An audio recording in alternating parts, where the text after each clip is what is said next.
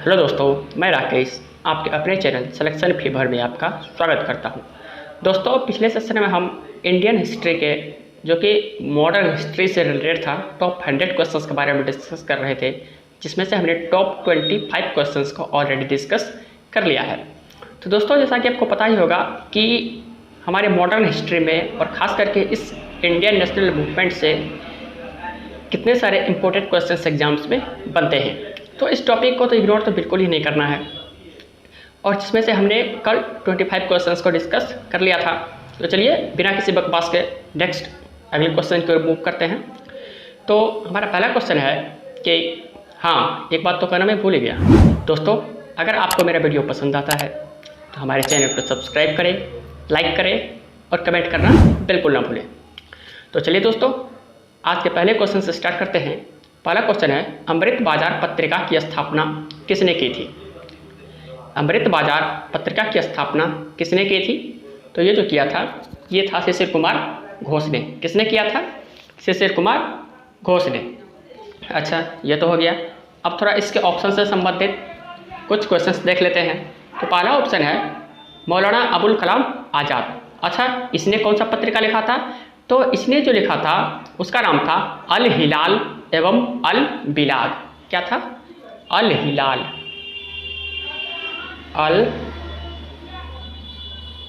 अल हिलाल और अल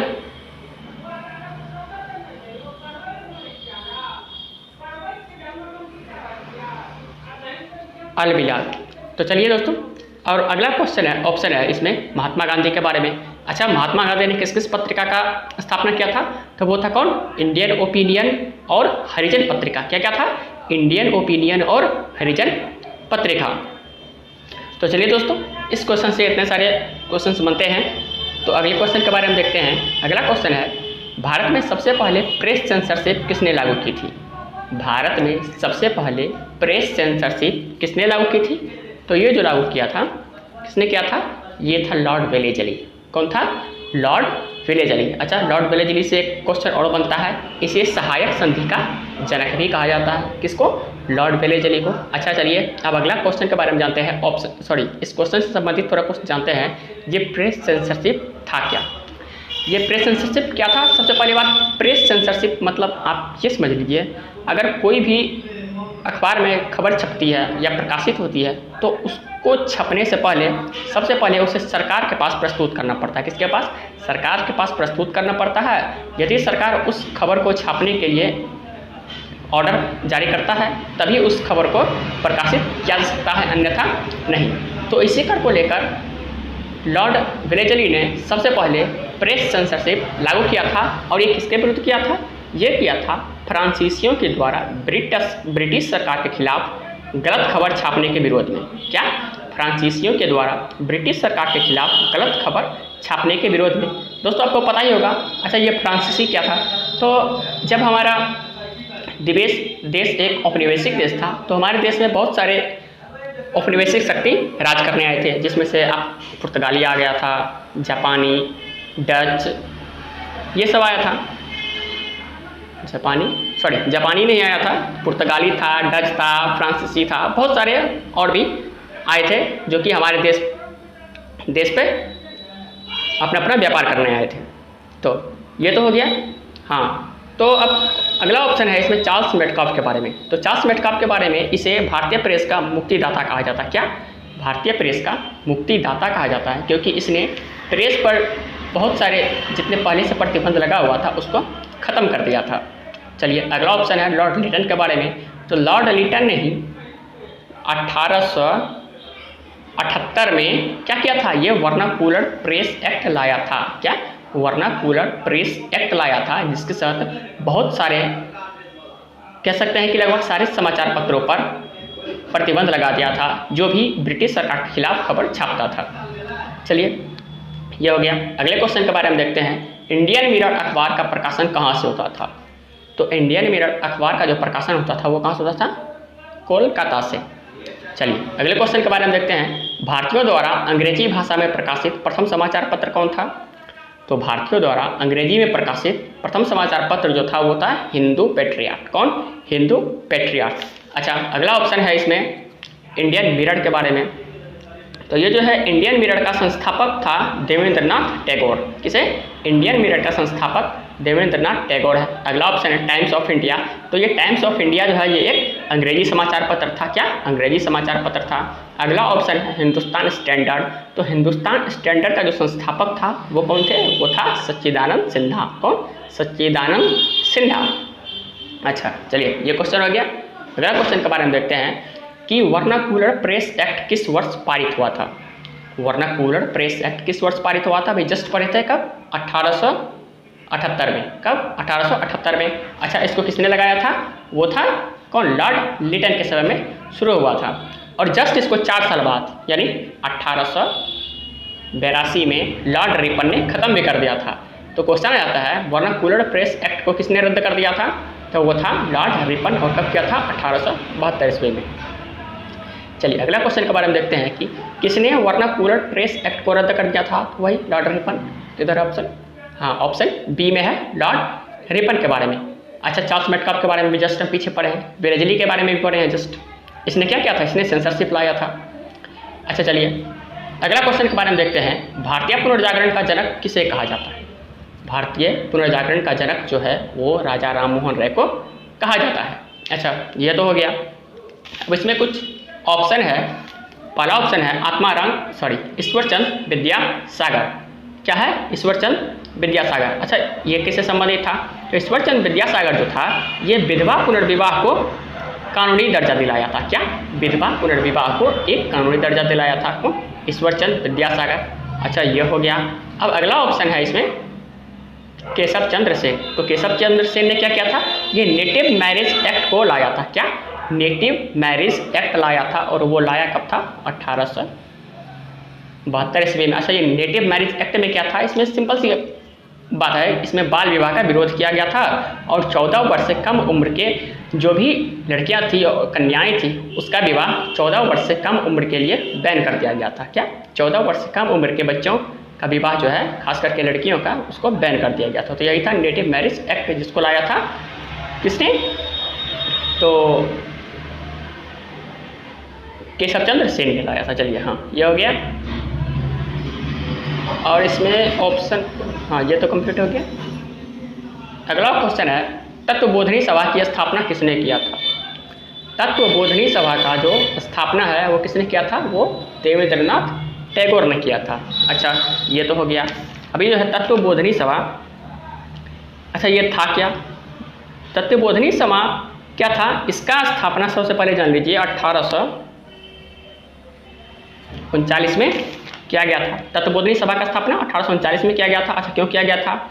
ये जो किया गया था धार्मिक विषयों के बारे में चिंतन करना और उसका प्रचार प्रसार करने के संबंध में किया गया था तत्वबोधिनी सभा का निर्माण। चलिए, ये क्वेश्चन हो गया। अगला क्वेश्चन के बारे में देखते हैं। स्वामी दयानंद सरस्वती द्वारा सत्यार्थ प्रकाश पुस्तक किस भाषा में लिखी गई थी? स्वामी दयानंद सरस्वती द्वारा सत्यार्थ प्रकाश पुस्तक की रचना किस भाषा में की गई थी? तो वो जो था संस्कृत भाषा में किया गया था। किस भाषा में? संस्कृत भाषा में। चलिए अगले क्वेश्चन के बारे में देखते हैं। द्वारकानाथ टैगोर द्वारा वर्ष 1838 में स्थापित भारत की प्रथम राजनीतिक संस्था कौन सी थी? द्वारकानाथ टैगोर द्वारा वर्ष 1838 में स्थापित भारत की प्रथम राजनीतिक संस्था कौन था? तो वो था लैंड होल्डर सोसाइटी। क्या था? Land holder society. चलिए, ये तो हो गया। अब जान लेते हैं कुछ अगला ऑप्शन के बारे में। पहला ऑप्शन है थियोसॉफिकल सोसाइटी। क्या है? Theosophical society. अच्छा, इसका स्थापना किसने किया था? इसका स्थापना किया था मैडम ब्लावात्स्की और कर्नल अलकाट ने। किसने? मैडम ब्लावात्स्की एवं कर्नल अलकाट ने। अच्छा, ये था क्या थियोसॉफिकल सोसाइटी? तो ये एक प्रकार का धर्म, जाति, नस्ल के नाम पर भेदभाव को रोकना, शिक्षा का प्रचार करना एवं प्राचीन धर्मों को बढ़ावा देना इस सोसाइटी का क्या था? प्रमुख कार्य था। चलिए अगला ऑप्शन इसमें आ जाता है इंडिया सोसाइटी। तो इंडिया सोसाइटी का जो संस्थापक था वो कौन था? वो था आनंद मोहन बोस। कौन थे? आनंद मोहन बोस। अगला ऑप्शन है ईस्ट इंडिया एसोसिएशन। ये जो ईस्ट इंडिया एसोसिएशन है इसका संस्थापक था दादा भाई नौरोजी। कौन था? दादा भाई नौरोजी। चलिए, ये क्वेश्चन हो गया। अब अगले क्वेश्चन के बारे में देखते हैं। भारत संघ के संस्थापक कौन थे? तो जो भारत संघ का संस्थापक था ये था सुरेंद्रनाथ बनर्जी। कौन था? सुरेंद्रनाथ बनर्जी। अच्छा, सुरेंद्रनाथ बनर्जी से एक दो क्वेश्चन और बनता है कि किस भारतीय को ब्रिटिश सरकार द्वारा सिविल सेवा परीक्षा में बर्खास्त कर दिया गया था? तो वो कौन था? सुरेंद्रनाथ बनर्जी ही था। चलिए ये हो गया। चलिए अब अगले क्वेश्चन के बारे में देखते हैं। सिविल सर्विसेज आंदोलन का नेतृत्व किसने किया था? तो वही किसने किया था? सुरेंद्रनाथ बनर्जी ने, क्योंकि इसको क्या कर गया था? सिविल सेवा से बर्खास्त कर दिया गया था। चलिए अगला क्वेश्चन के बारे में देखते हैं। कांग्रेस को सूक्ष्मदर्शी अल्पसंख्यक जनता का प्रतिनिधि बताते हुए उसका मजाक किसने उड़ाया था?